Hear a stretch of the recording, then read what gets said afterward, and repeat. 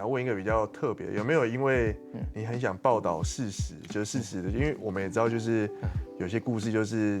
会被写出来嘛，可是反而可能大家的感受或什么，或者本人的感受没有那么好，然后被很讨厌啊，或者是为什么你要写这个东西的感觉。基本上我们做这一行没有在江湖走，没有人喜欢，对不对？对，没有，就是我自己的。可是我觉得这个故事对我而言是我算是记者生涯一个转捩点，就是对我帮助蛮大的。就是我不知道你们两位有没有听过2010年广州亚运发生一个中华队跆拳道队发生一个最严重的事情，是那个黑袜事件。对，就是杨淑君的黑袜事件。对。那时候2011年发生黑袜事件的时候，其实当下那时候，我觉得台湾群众的反应跟，当然现在回头过来去看的时候，你会觉得哇，以前人怎么会这么的疯狂？因为那个时候我必须蛮了不起的是，因为我们联合报有个前辈叫马玉龙嘛，这个前辈他是一个很优秀的记者，而且是专门跑跆拳道，跑到就是成金的，我必须这样讲。因为以前他们那个年代就是有民生报，那时候那个年代，他们可能就是一个记者负责一个运动、2个运动而已，所以他们可以很深、很专门去，几乎无时无刻都是聊这个运动。所以那时候他写出来的东西，基本上就是不会有人敢说，就是会说他写出来不绝对不是专业或独家什么，他也不觉得这是独家什么，这是他写出来的东西，就是他写出了真正的问题点在哪里。OK， 就是我们其实有错，对。但是那时候台湾已经疯掉了，就那时候舆论压力，就那访韩嘛，对，然后还要到就是因为各种状况，还要到联合报里丢鸡蛋，对，各种方式，就那时候已经整个疯掉。然后后来是我回来台湾之后，因为那时候我也在前线，我在广州那边采访，然后回来的时候，因为那时候还要提告，我们那时候不是还要跟就是还要告国际法庭、各位诉讼各种方式。是。但后来我们最后其实整件事情是以撤告落幕的。然后撤告落幕的时候，那时候的体委会副主委那时候是陈世奎，然后奎哥那时候在那一场记者会，当然就讲了很多。然后私下结束后之后，我就跟他继续聊，那我就跟主委说，其实整件事情是不是一个，因为真的是我们被民粹给牵着走了。然后奎哥也很认真的告诉我说，对，就是整件事情造成我们说，其实我们没有那么尊重体育专业，我们并没有透过中华奥会，我们没有去了解说整件事情到底整个程序应该是怎么走，是我们反而被民粹给这样带着走。对，整件事情呢，那时候我后来就把写成报道，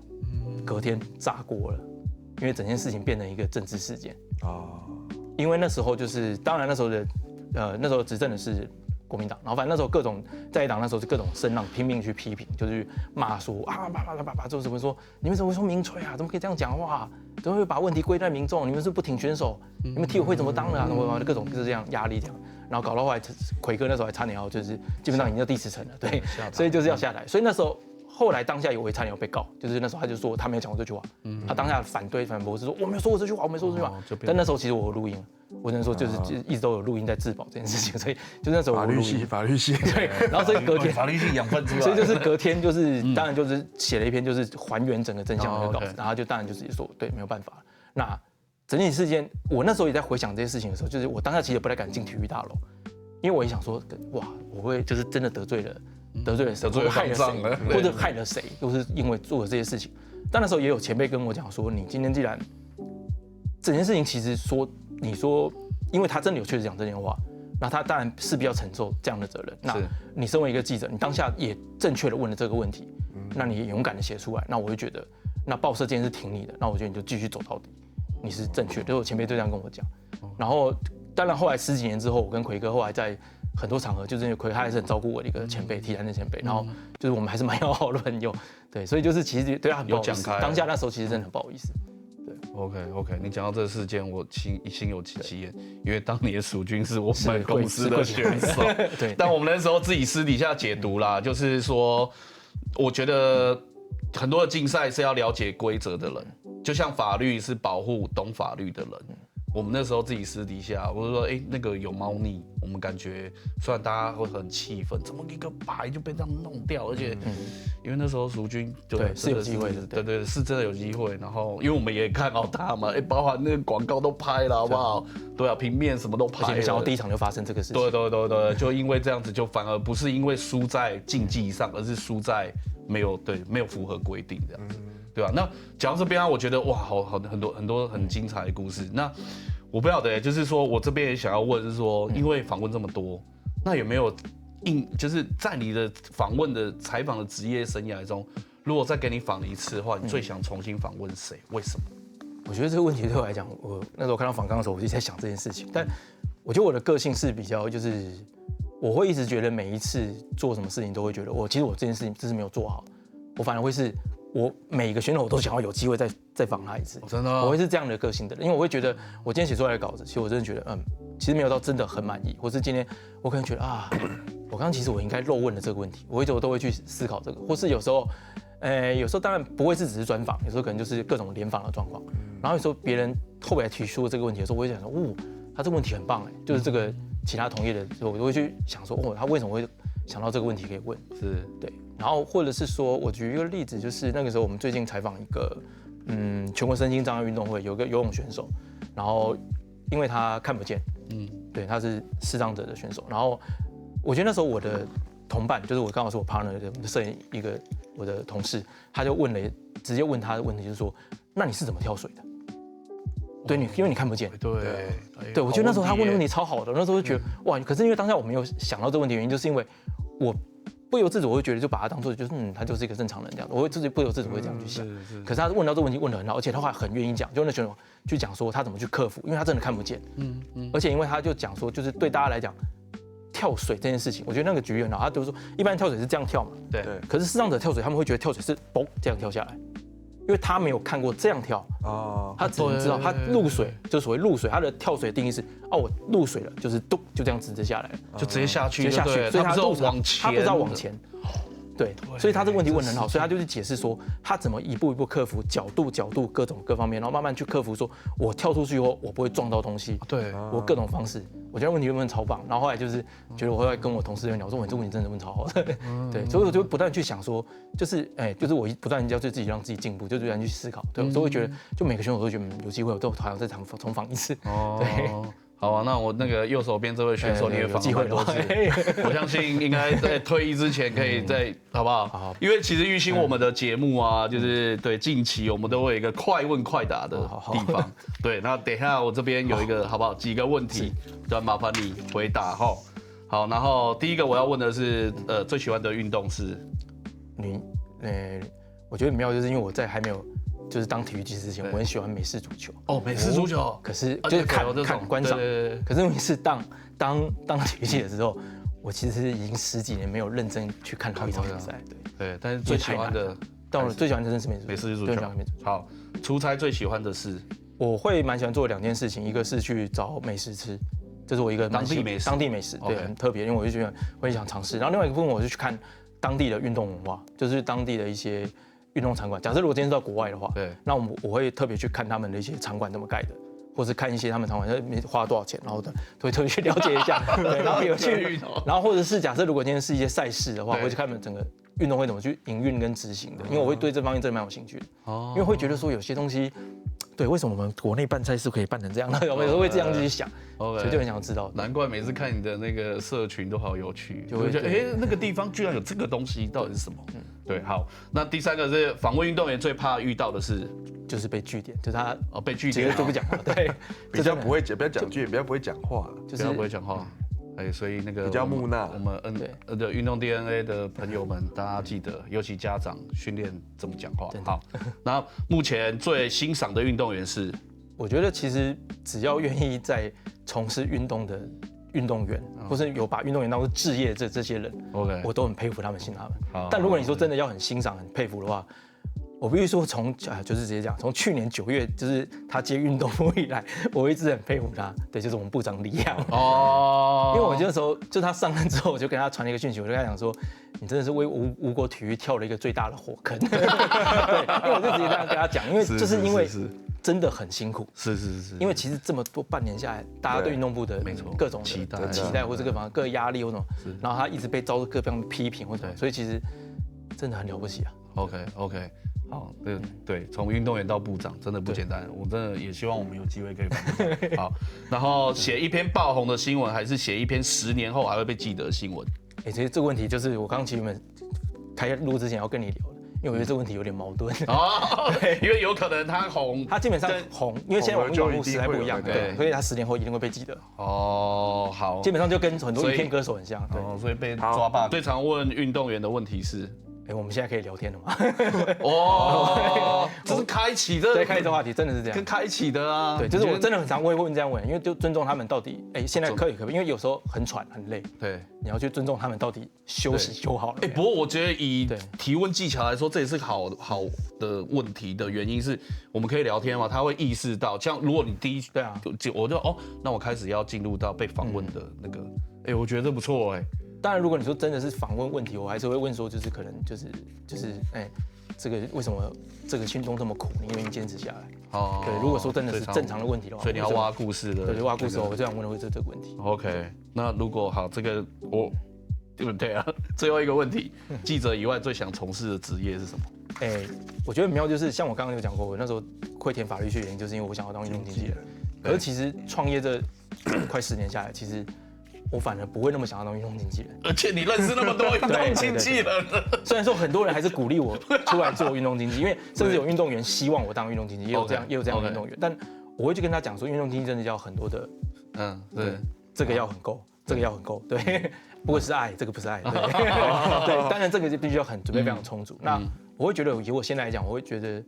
我会很想去做一个类似像，我觉得算是运动文化的推广者，我会比较想做这类似的东西，就是它不是只是在做媒体报道，也有可能是去结合办活动或是干嘛，或是去跨界的，然后把更多人拉进来体育圈。真的，我会想要去做这件事情，这是我未来想要做的。对，跟我们运动爹之后的规划很像嘞。你可以跟我们一起哦，有这个机会吗？对啊，那其实聊到这边，对，快打结束了。那聊到这边，其实你也知道，运动爹我们讲的就是运动，还有子女的教养，我们就要切回今天的重点，就是小蜜辛苦，小蜜儿子，对啊，那儿子因为其实目前他从事什么样，从事哪一些运动嘛？他目前就是因为会跟一些班上同学去体验一些课程，有体验过足球，有体验过游泳这样的一些但他只是体验，没有真的实际真的开始固定上课了。但他其实玩的这部分他也会蛮开心的。然后其他运动的话，基本上只要，但北部比较可惜，因为台北很容易下雨嘛。那只要没下雨的话，基本上我假日还是都会陪他去。可能附近的国小操场跑跑啊、跳跳，或是玩就是至少玩鬼抓人或什么这种游戏，都是基本上就是让他能动尽量去动，也要睡觉了，对，要睡觉，对啊，而且这个你知道小咪跟我们之前的那个有一个来宾 Chris 是同班同学，对，那其实那这样常会跟你去运动场吗？会，他们有时候我们可能休休，然后就也会可能去操场玩，或者去哪里玩这样。包含如果你工作也会。不小心，不是不小心，就是也必须带着他。有时候带他，对，有时候会。那其实他就是一样那就不仅只是他从小到大会去过很多的场馆对，如果你这样讲，确实是。对啊，他不是只有去游泳，然后踢足球场。他也有去过看过琼斯杯，对，去过球场嘛，然后去过一些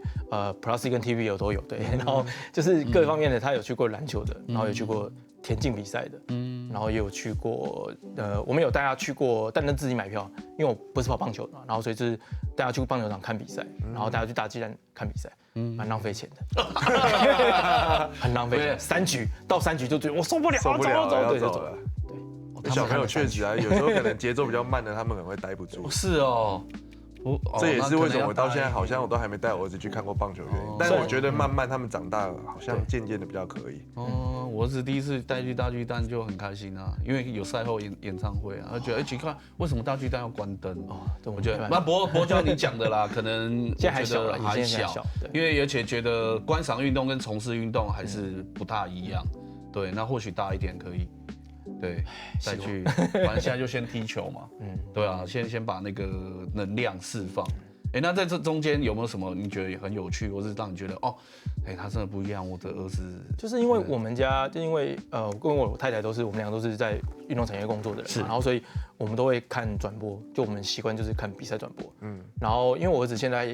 他因为偏好喜欢橘色这件事情，所以他支持的球队都是橘色。就是统一狮啊，纽约尼克啊，丢太空人啊，太空人巨人啊，巨人对啊，然后还有 F1 可能就是迈拉伦车队对啊，然后篮球的隔壁棚的那个领航员啊，对，就是他会去很喜欢这些橘色球队，都为他们加油。然后有时候他就会觉得说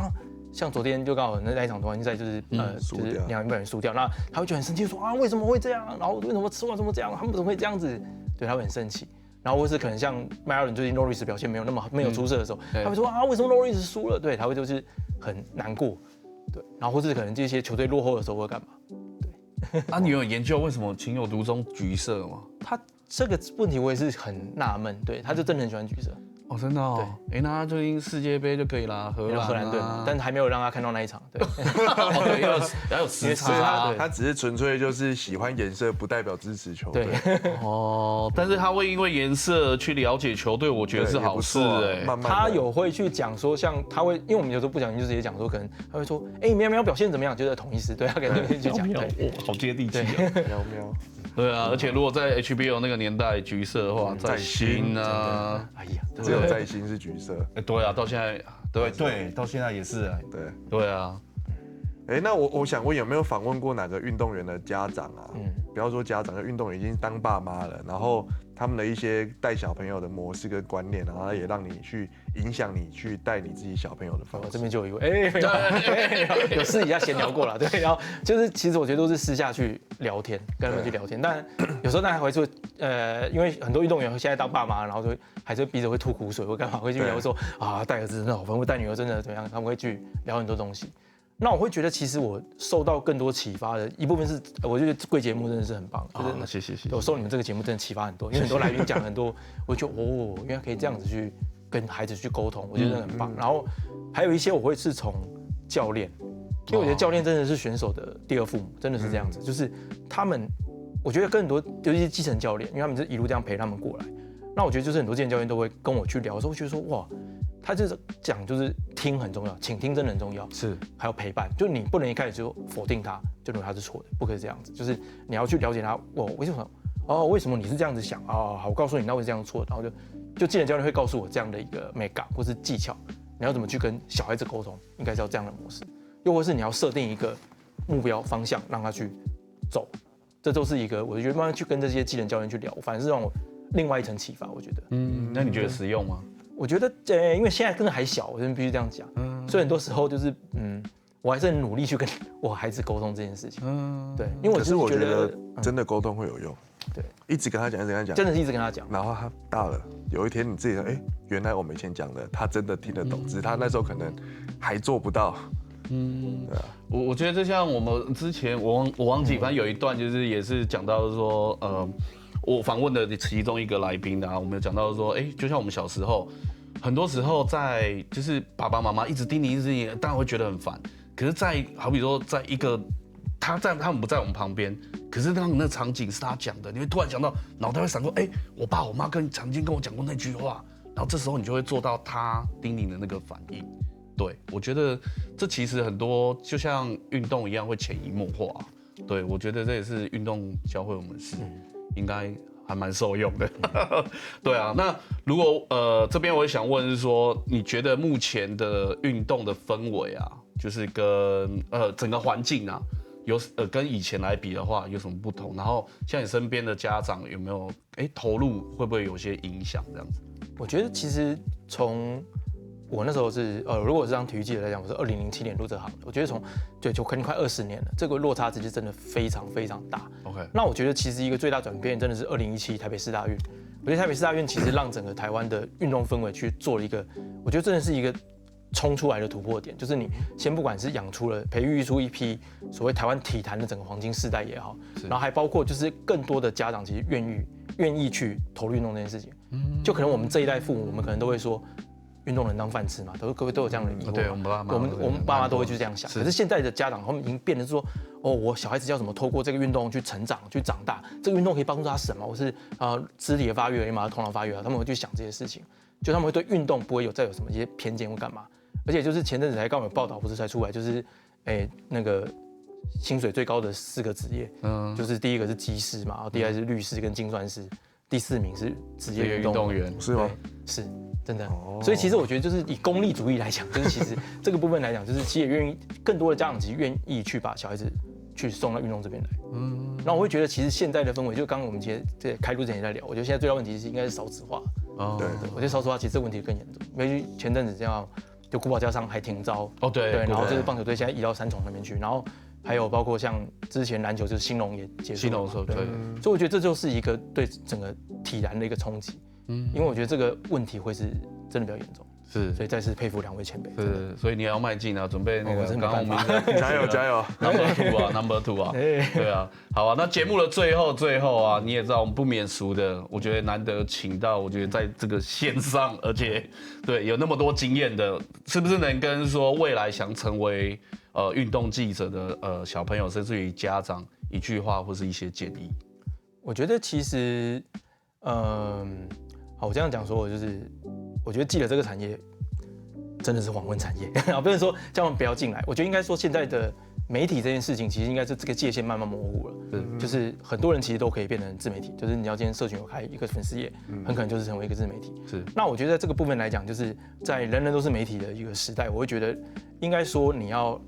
让自己去学更多的东西，更多的技能，